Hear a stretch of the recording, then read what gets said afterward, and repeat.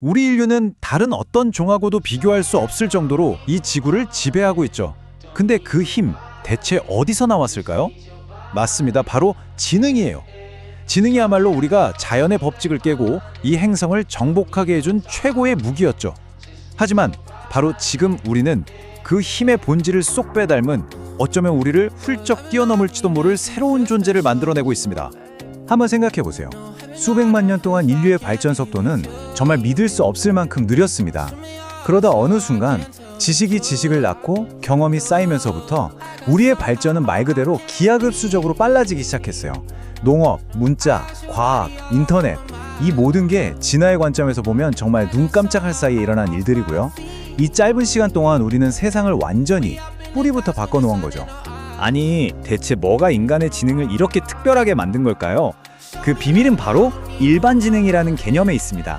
다른 동물들이 말하자면 특정 환경에 딱 맞는 드라이버나 망치 같은 아주 특화된 능력만 가졌다면요, 우리는 어떤 상황에서든 꺼냈을 수 있는 만능 멀티툴을 가진 셈이에요.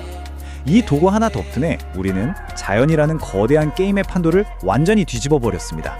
바로 그 지점에서 이야기는 완전히 새로운 국면으로 접어듭니다. 우리가 가진 가장 강력한 무기, 바로 이 지능을 모방하고 심지어는 우리를 능가할 수 있는 기계가 등장했다는 거죠. 어쩌면 이게 인류의 마지막 발명품이 될지도 모른다는 이야기, 지금부터 시작합니다. 네, 바로 인공지능, AI입니다. 이건 우리가 지금껏 그려온 그 기하급수적인 발전 곡선의 바로 다음 단계일지도 몰라요. 단순히 새로운 기술, 그 이상이죠. 우리 자신의 지능을 거울처럼 비추고 또 무한히 증폭시킬 수 있는 어마어마한 가능성이니까요. 그럼 AI가 정확히 뭘까요? 가장 간단하게 말하자면요, 컴퓨터가 사람처럼 정신적인 작업을 수행하는 소프트웨어라고 할 수 있어요.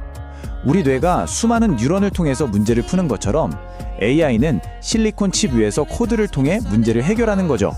원리는 간단하죠? 여기서부터 정말 흥미로워집니다. 요즘 AI는 기계학습, 그러니까 머신러닝이라는 방식을 쓰는데요. 이게 뭐냐면 AI가 스스로 배우고 스스로 코드를 고쳐가면서 점점 더 똑똑해진다는 뜻이에요. 그런데 진짜 놀라우면서도 살짝 소름 돋는 부분은 뭔지 아세요? 우리 이걸 만든 개발자들조차도 저 복잡한 AI 머릿속에서 정확히 무슨 일이 벌어지는지 완벽하게는 이해하지 못한다는 겁니다. 말 그대로 블랙박스인 셈이죠. 물론 현재로서는 인간과 AI의 지능에는 명확한 차이가 있습니다.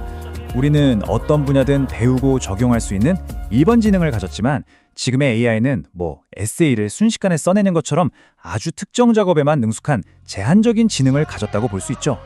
아직은 AI가 자기가 쓰는 글의 의미가 뭔지 진짜로 이해하지는 못해요. 네, 아직은요.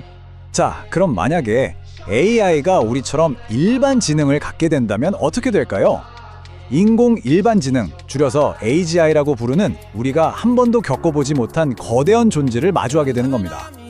이건 인류에게 상상도 못할 유토피아를 가져다 줄 수도, 혹은 끔찍한 디스토피아를 열 수도 있는, 말 그대로 상자 속에 갇힌 신과 같은 존재가 될 수 있어요. 긍정적인 쪽부터 한번 상상해 볼까요?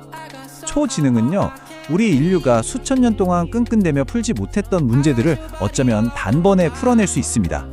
암과 노화를 정복하고 기후 위기를 해결하고 우주의 가장 근본적인 비밀을 밝혀내는 것까지, 정말 꿈 같은 미래가 펼쳐질 수도 있겠죠.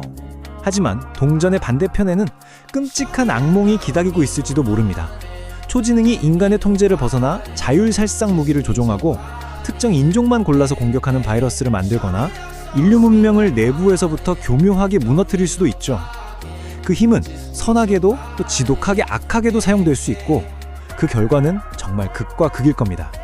이 한 문장이 이 모든 상황의 무게를 말해주는 것 같습니다. AGI는 인류의 마지막 발명품이 될지도 모릅니다. 이 힘의 크기를 생각해보면 우리가 얼마나 거대한 역사의 기로에 서 있는지 다시 한번 실감하게 되죠. 그런데 잠깐만요. 초지능을 좋은 데 쓰고 나쁜 데 쓰지 못하게 막고, 이 모든 논의는 사실 하나의 거대한 가정을 전제로 하고 있어요. 바로 우리가 모든 걸 통제할 수 있다는 가정이요. 과연 그럴까요? 인공지능이라는 거대한 외부의 존재를 통제하기 전에 우리는 먼저 우리 자신, 그러니까 나라는 존재에게 정말 선택권이 있는 건지부터 물어봐야 할지도 모릅니다. 이건 정말 수천 년 동안 이어진 오래된 철학적 논쟁입니다. 우리는 우리 삶의 진짜 주인공, 즉 플레이어일까요? 아니면 정해진 각본대로 움직이는 배경 캐릭터, NPC에 불과할까요? 우리 의식의 본질을 두고 두 가지 상반된 견해가 아주 팽팽하게 맞서는 지점이죠. 두 가지 주장은 정말 극명하게 갈립니다. 한쪽에서는 이렇게 말해요. 당신은 그저 물리법칙을 따르는 입자들의 묶음일 뿐이다. 모든 건 빅뱅 순간에 이미 결정됐다. 자유의지? 그건 뇌가 만들어낸 환상이다. 이게 바로 우리가 NPC라는 관점이죠. 반면 다른 한쪽에선 이렇게 주장합니다. 아니다. 복잡한 뇌구조 속에서 개별 뉴런에는 없던 의식이라는 완전히 새로운 속성이 창발했다. 이 의식 덕분에 우리는 진짜 선택을 할 수 있는 주인공이다라고요. 그러니까 우리는 주인공이다라고 주장하는 쪽의 핵심 논리는 이겁니다. 현실에는 여러 층위가 있는데 가장 작은 입자의 법칙만 보고 그보다 훨씬 상위 층위에 있는 의식의 모든 걸 설명하려는 건 말이 안 된다는 거죠. 이건 마치 소와 기관을 아무리 열심히 들여다봐도 은하계의 운행 원리를 알아낼 수 없는 것과 같은 범주의 오류라는 겁니다. 보는 차원이 다르다는 거죠. 결국 모든 책임은 다시 우리에게로 돌아옵니다.